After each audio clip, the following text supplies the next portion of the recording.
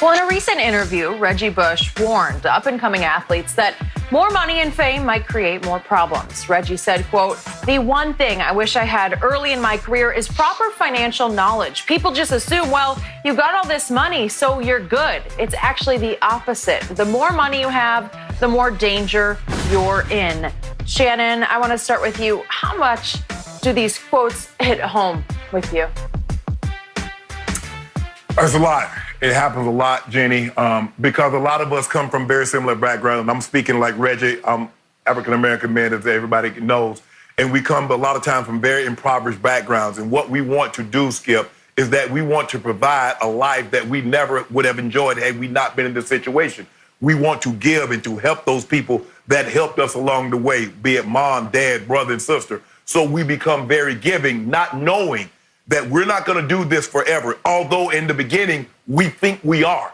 And it's so hard to say no. Mama, you want a house? How big of a house? Dad, you want a car? What type of car? Not knowing that, like, wait a minute.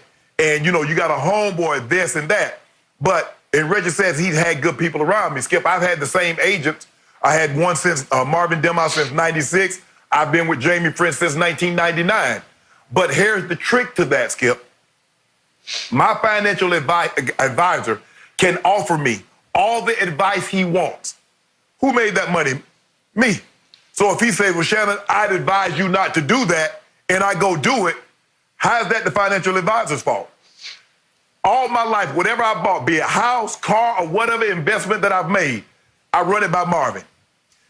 We come out, Skip, at the beginning of the year in January. He says, okay, well, Shannon, what are you thinking? I says, this is what I want to do, yada, yada, yada. He says, well, you can spend this, which is X. Since 1996, Skip, when he told me I could spend X, I've never spent Y and Z. Never.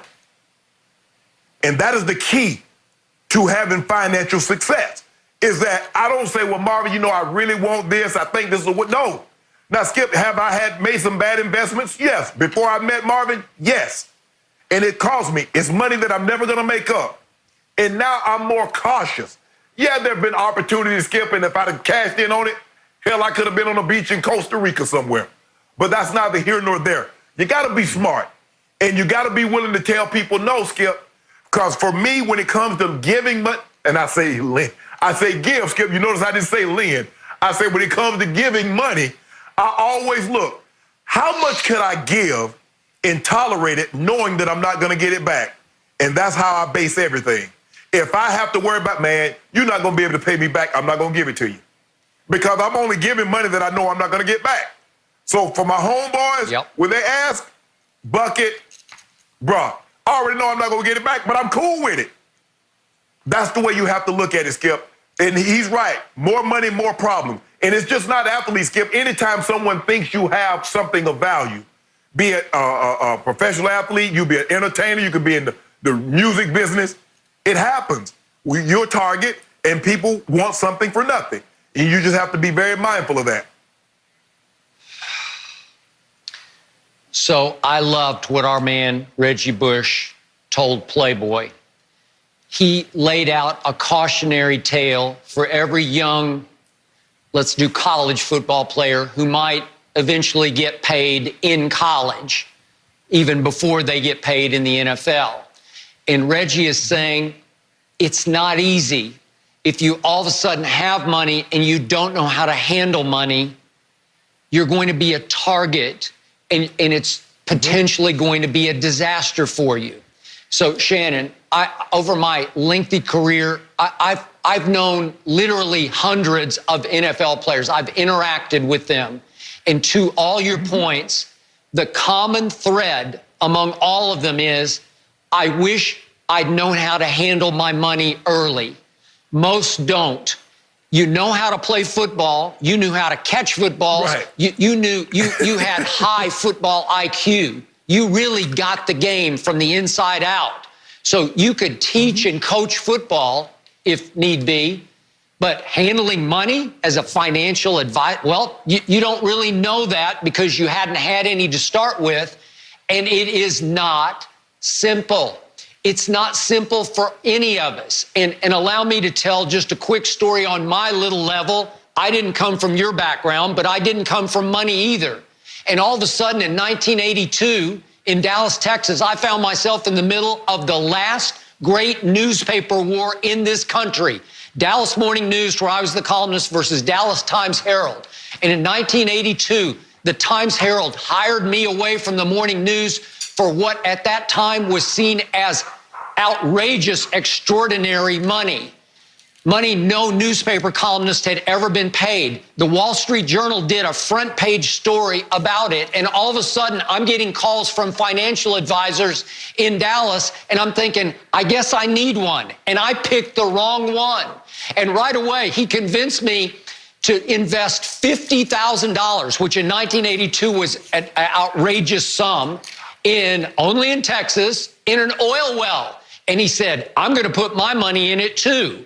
I don't know if he did or didn't, because I never saw a penny of my $50,000. It went right down the toilet.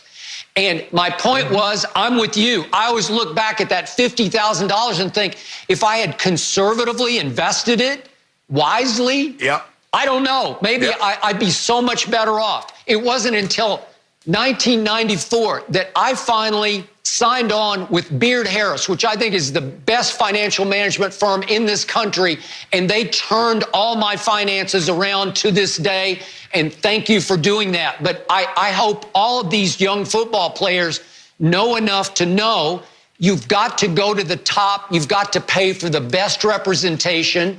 It cannot be fly by night.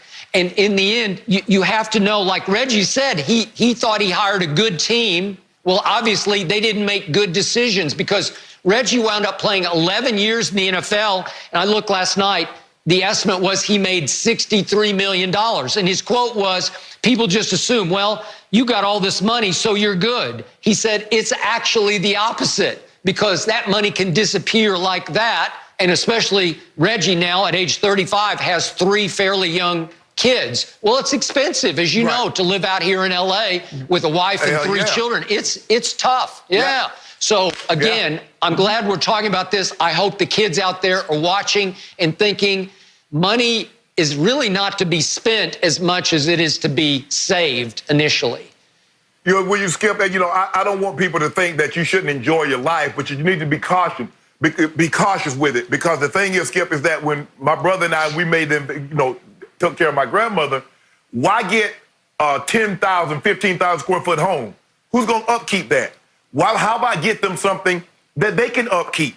You buy a car, get something. I bought my mom a car. I said, now, Mom, you're going to have to pay for the upkeep on this. You talking about you want this. Okay, I can buy you that.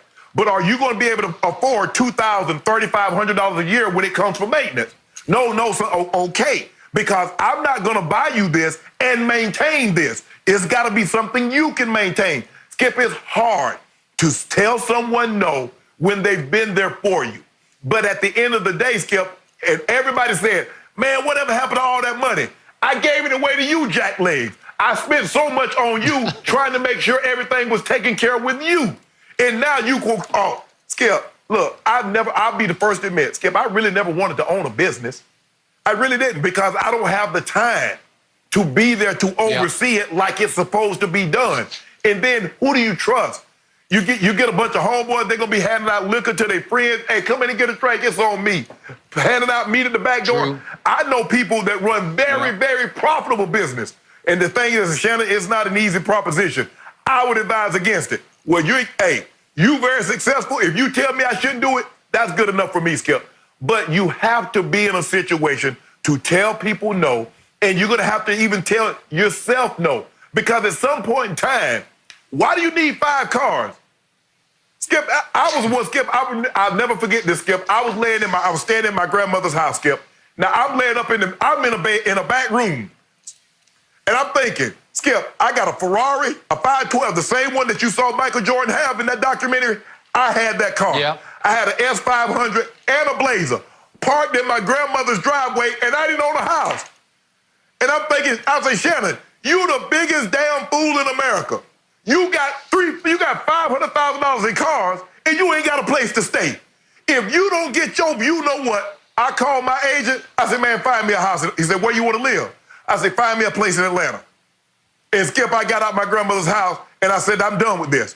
I don't need 5 cars. I don't need 6 cars. I said, now for moving forward, Skip, the only people I'm putting through college are my kids. I ain't putting nobody else's kids through college. You know what I'm talking about, Skip, and I think the viewers at home know what I'm talking about. But I got smart.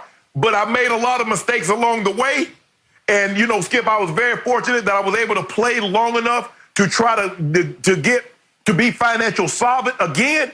I said, but now at this juncture of my life, nah, I can't afford no mistakes like that because I have less time to recoup that as opposed to when I was 24, 25. Nah, bruh, y'all need to be smart. Sometimes you're gonna have to tell mom, you're gonna have to tell grandma, you're gonna have to tell sister, brother, no. But for me, that was it's hard decision to tell family no, especially Skip, because they've been there. But I'm very fortunate. Me and my brother, there's only 3 of us. My sister, the oldest, we take care of my sister. I'm still because I believe she had the hardest job, Skip.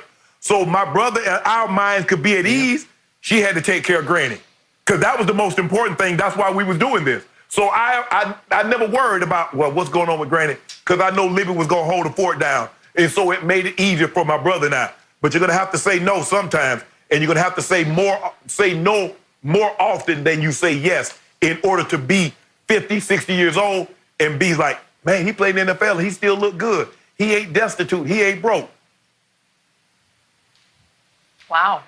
Good life lessons on Undisputed for all of us, guys. I appreciate the honesty from both